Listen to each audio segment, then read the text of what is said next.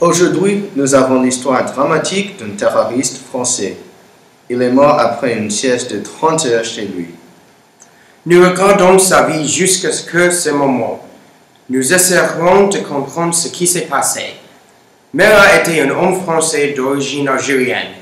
Il est né dans le sud-ouest de la France et il a habité à Toulouse.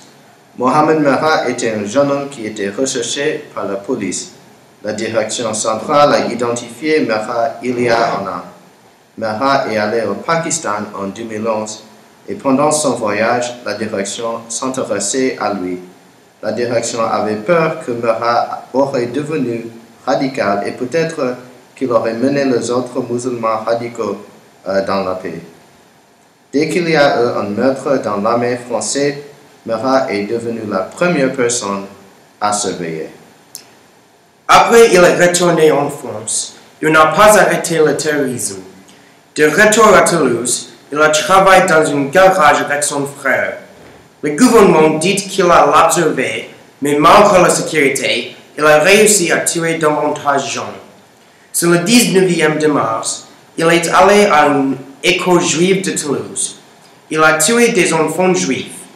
Il a dit qu'il avait fait ça pour venger les enfants palestiniens. C'est l'antisémitisme. Le 22 mars, il y a une fusillade par les policiers et RAD contre Mohamed Merah. La direction le voulait vivant parce qu'une fusillade est dangereuse pour les agents et les résidents près de la résidence de Merah.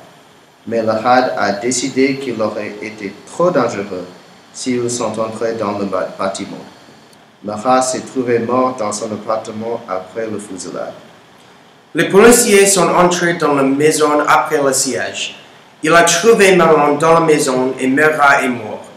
Nous espérons que c'est la fin de l'histoire et aussi qu'il y aura moins de terrorisme dans le futur. Heureusement, il ne peut pas blesser quelqu'un d'autre.